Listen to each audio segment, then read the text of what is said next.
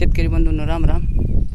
शेतकरी बंधूंनो, 1 जून महिन्यातला पाऊस सुरू झाला आणि पाऊस सुरू झाल्याच्या नंतर पाऊस उली येऊ लागला। सापका शिपका चालूच होता आणि आपण पावसाची वाट बघत होतो।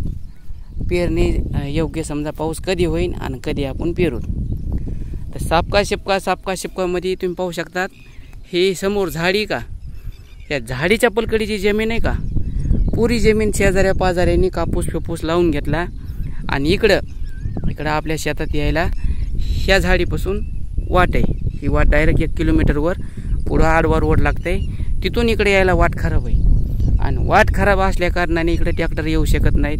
चारी गेलेली बघा, चारीचं पाणी वाटाव येते, वाटाव आल्यानंतर वाट खराब होती, ट्रॅक्टर येऊ शकत नाहीत पेरणीला। मग त्यामुळं शेतकरी बी काय करू लागले, पेरून घेऊ लागले।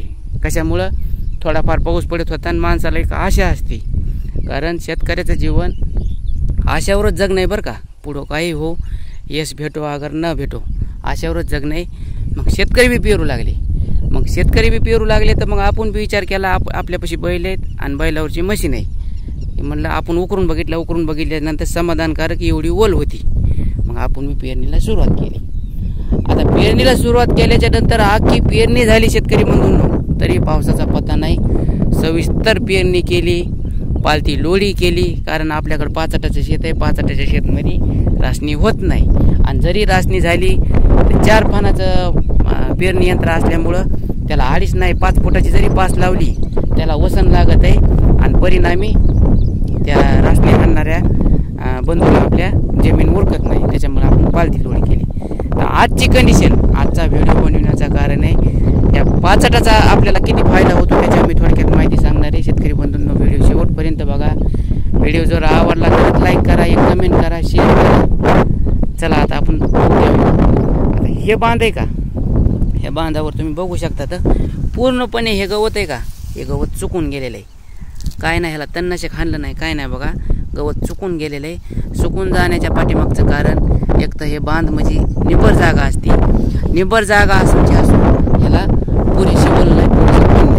आता तुम्हाला जर वाटत असेल इथं तणनाशक हाणलेलं आहे, त्या बघा हे झाड आहे, इथं या झाडाखाली तुम्ही बघू शकता, ह्या बघा पूर्ण गवत हिरवगार आहे का हिरवगार। आता हे शेत आहे आपलं 5 आटाचं। आता ह्या शेतामध्ये तुम्ही बघू शकता, ह्या शेतामध्ये असंख्य म्हणजे घाण आहे, 5 आट आहे, हे थोडेफार ऊस आहेत, ऊसाच्या बुडाच्या बुडक्या आहेत, गच्च रान भरलेले।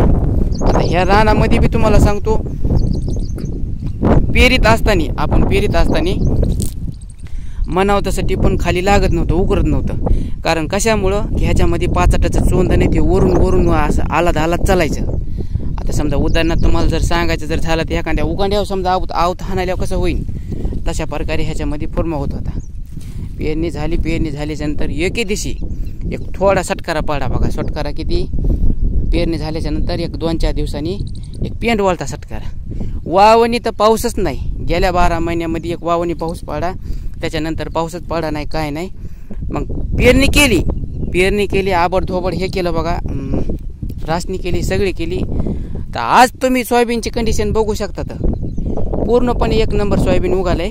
आता हे झाड आहेत का, हे झाड अगोदरचे आणि हे झाड आता पुन्हा आलेत, कारण ह्याला 2 पाने तुम्हाला ओळखू शकता तुम्ही, आणि ह्याला 4-5 पानं आहेत ह्याला, म्हणजे हे अगोदर उगाले, हे नंतर उगाले आणि पुन्हा बी उगायले बरं का। ह्या बघा इथं तुम्हाला दाखी तुम्ही, ह्या बघा इथं मुदन आहे ह्याची, हे उगायला लागले। म्हणजे ह्याचा अर्थ असा होतोय की जमिनीच्या पोटामध्ये अजून बी जिवंत बी बरं का, आणि ते उगायले, पण उगायला काय व्हायलंय, एक ओल कमी पडायली। त्याचं जे टोपण आहे का, टोपण बियाच्या बाहेर निघायला ओल कमी पडायली।